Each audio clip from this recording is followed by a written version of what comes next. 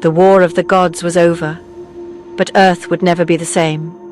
The gods, tired, divided, and wounded, retreated to the heavens, the oceans, the mountains, their thrones abandoned, their weapons buried. In their place, they left something new.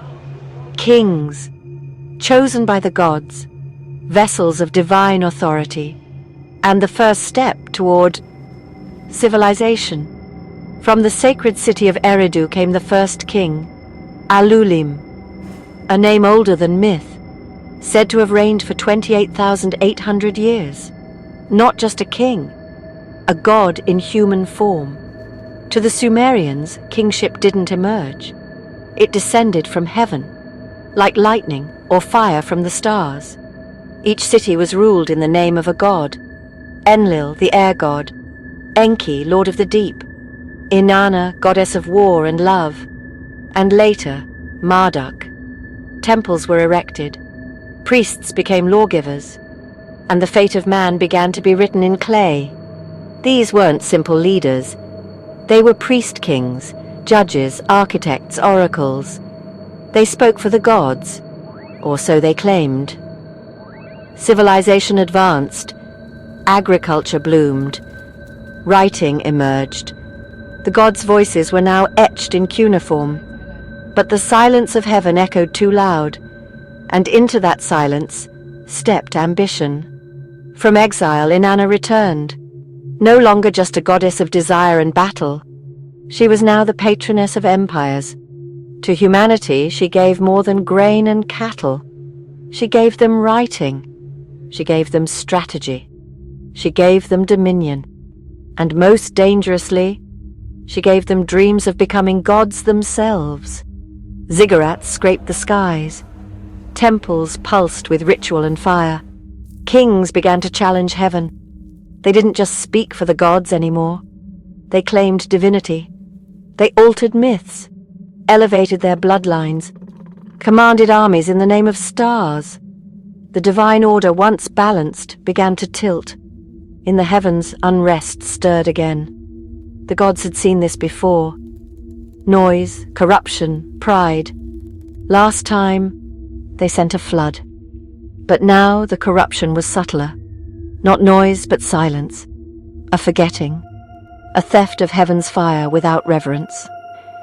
The priest-kings believed they ruled with divine right, but the gods had not forgotten. A pact had been broken, the balance disrupted, the whispers returned.